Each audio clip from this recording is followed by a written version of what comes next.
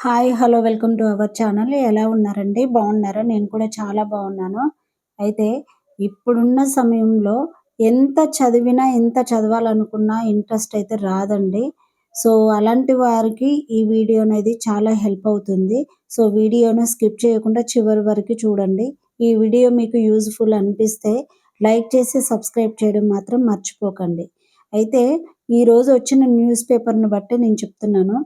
మనకు రిటైర్మెంట్స్ అయితే జరుగుతున్న విషయం అందరికీ తెలుసు.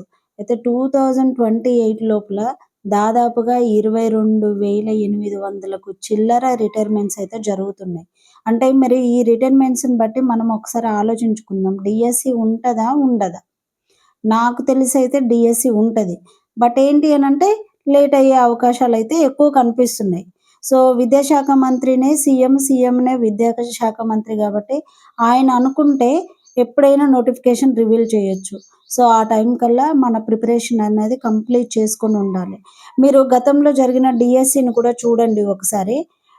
ఎప్పుడు జరిగింది? 2012లో జరిగింది. 2017లో జరిగింది. 2023లో జరిగింది. అంటే ప్రతి డీఎస్సీకి కనీసము 4-5 ఇయర్స్ గ్యాప్ వచ్చింది. అంటే దీనిని బట్టైనా మనము ఎప్పుడైనా డీఎస్సీ జరిగితే ఇంత గ్యాప్ వస్తదనైనా మనకు ఐడియా ఉండే ఉంటది. సో, నేనేమంటున్నానంటే డీఎస్సీ అయితే ఉంటది. బట్ ఏంది అనంటే లేట్ అవుతుంది. లేట్ అనంటే మరీ ఎక్కువేముందండి. చూస్తూ ఉంటేనే టైం అయిపోతూనే ఉంది.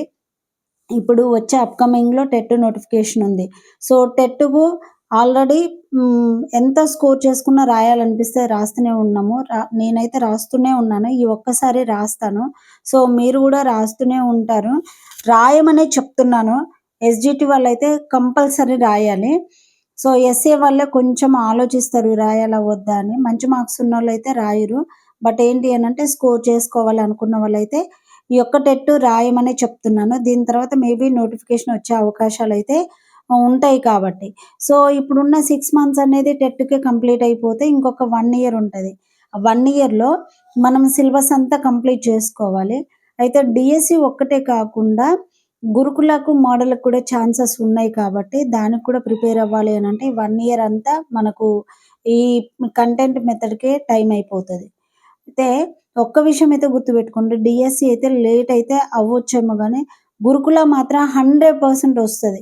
ఎందుకలా చెప్తున్నాననంటే, మనకు ఇప్పుడు 1 ఇయర్ అగ్రీమెంట్ కింద ఔట్‌సోర్స్ ఫిల్ చేస్తున్నారు. అంటే ఈ 1 ఇయర్ అనేది మనకు ఉన్న ఖాళీలను కంప్లీట్ చేసి నెక్స్ట్ ఇయర్ నోటిఫికేషన్ ఏసే అవకాశాలు ఎక్కువగా ఉన్నాయి గాబట్టి, డీఎస్సీ వెనకకొచ్చిన గురుకులైతే కంపల్సరీ వచ్చే అవకాశాలైతే ఉన్నాయి.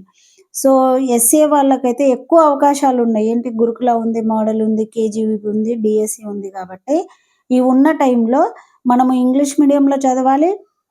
At the same time DSC తెలుగులో ఉంటది కాబట్టి తెలుగు మీడియంలో చదవాలి. ఈ 2 బ్యాలెన్స్ చేసుకుంటూ మనం చదవాలి అనంటే, ఈ ఉన్న టైమంతా కంప్లీట్ అయిపోతూనే ఉంటది. మనం చూస్తూ ఉంటే చూడండి 1 ఇయర్ అన్నాం కదా! ఈ 1 ఇయర్‌లో ఏంటి 6 మంత్స్ అంటే 2027లో జూన్, జూలై, ఆగస్ట్ ఈ మధ్యలో మనకు డీఎస్సీనా, గురుకులనా ఏదో ఒక నోటిఫికేషన్ ఒస్తది. ఎందుకు అనంటే 2028లో ఎలక్షన్స్ అంటే బిఫోర్ 6 మంత్స్ మనకు నోటిఫికేషన్స్ అనేది రిలీజ్ జేయాలి. సో, మిగిలినయన్నీ చేస్తూ ఉన్నప్పుడు మన డీఎస్సీనా, గురుకుల ఏదో ఒకటి రిలీజ్ చేస్తారు. ఎందుకు చేస్తారు అనంటే భారీగా పోస్టులుండేది 2 ఇట్లనండి. ఒకటి పోలీసులకు సంబంధించింది, 2 టీచర్స్‌కి సంబంధించింది. ఏ నోటిఫికేషన్ ఏసినా చిన్న చిన్నయి ఏస్తారు. సో, ఎలక్షన్ బిఫోర్ అనేది డీఎస్సీనా, గురుకులానా లేదు అనంటే అంటే టీచింగ్‌కి సంబంధించినయా లేదంటే పోలీసు ఈ 2 వెయ్యకపోతే నిరుద్యోగులనేది తిరగబడతారన్న విషయం ప్రభుత్వానికి గూడా తెలుసు గాబట్టి ఖచ్చితంగా వేస్తారు. ఒక్క 1 ఇయర్ ఉంది.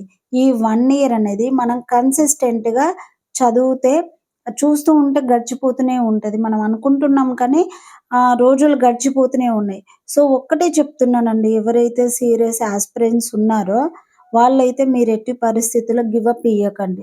మీ ప్రిపరేషన్ అనేది కంటిన్యూ చేస్తూనే ఉండండి. కాకపోతే మీకు హెల్త్ ఇష్యూస్ వచ్చినప్పుడు, ఇంకేమైనా చిన్న చిన్న వర్క్స్ ఉన్నప్పుడు ఆ టైంలో చదవకండి. కానీ ఏదో ఒక రూపంలో మీరు వీడియోస్ రూపంలో ఒకవేళ ఇన్‌కేస్ ఏదైనా వర్క్ ఉన్నప్పుడు వీడియోస్ రూపంలోనో, ఇంకా వేరే రూపంలో మీరు చదివిందన్నీ రికార్డ్ చేసుకొని అలా వినడం మాత్రం అలానైనా పెట్టుకోండి. కానీ ప్రిపరేషన్ అనేది పక్కకు పెట్టకండి. ఒక 2, 3 డేస్ మనం బుక్స్ పక్కకు పెడితే, మళ్ళీ తర్వాత బుక్స్ ఓపెన్ చేస్తే కొంచెం ఇంట్రెస్ట్ రానట్టు అనిపిస్తది. అందుకే ప్రతిరోజు మనం బుక్స్‌ను టచ్ చేస్తూనే ఉండాలి. ఇలా చదువుతూనే మనం ముందుకు వెళ్తాము. చాలా వరకు సీరియస్‌గా ప్రిపేర్ అయ్యే వాళ్ళైతే లక్షలల్లో ఉన్నారు. సో, వాళ్ళతో పాటు మనం గూడా ముందడుగు వేయాలి. వాళ్ళతో సమానంగా వెళ్ళాలంటే మనమైతే బుక్స్ అయితే పక్కకు పెట్టొద్దు. సో, కొత్త వాళ్ళైతే ఇప్పుడు స్టార్ట్ చేయడం బెస్ట్. కొత్త వాళ్ళకైతే కరెక్ట్ టైమ్ అండి. ఇప్పుడు స్టార్ట్ చేసి మీ ప్రిపరేషన్ ఇప్పటి నుంచి కంటిన్యూగా చేస్తే ఖచ్చితంగా సక్సెస్ అవుతారు. అంటే ఆల్రెడీ చదివిన వాళ్ళు కొంచెం ఇంట్రెస్ట్ రాదు, నోటిఫికేషన్ ఉంటదా? ఉండదా? అన్న డైలమాలో ఉంటారు. బట్ ఏంటి అనంటే కొత్తగా స్టార్ట్ చేసిన వాళ్ళకు ఇప్పుడే స్టార్ట్ చేస్తారు గాబట్టి మీకు మంచి ఇంట్రెస్ట్ ఒస్తది. వచ్చే నోటిఫికేషన్‌లో ఎలాగనైనా ఈ జాబ్ సాధించాలని సీరియస్‌గా చదువుతారు. మీరు బుక్స్ అయితే పక్కకు పెట్టొద్దు. సో, నేనైతే ప్రిపరేషన్ నాది ఇప్పుడు ప్రెజెంట్ అయితే గురుకులకు కంటిన్యూ అవుతుంది. గురుకుల కంప్లీట్ అయ్యాక మెథడ్ చదవాలనుకుంటున్నాను. మేబీ చూడాలి. ఈ లోపల టెట్ వచ్చే వరకు నేను ఈ 4 బుక్స్ అనేది కంప్లీట్ చేయాలంటే నాకైతే పెద్ద టాస్కే. ఇంగ్లీష్ మీడియంలో ఉంటాయి. ఈ టర్మ్స్ అన్నీ అర్థం చేసుకోవాలి. ప్రతి వర్డ్ అనేది గుర్తుపెట్టుకోవాలి. ప్లస్ షార్ట్ నోట్స్ అనేది ప్రిపేర్ చేసుకోవాలి అని అనుకుంటున్నాను. సో, ఉన్న టైం అంతా నాకు తెలిసి ఈ గురుకులకే అయిపోతుంది.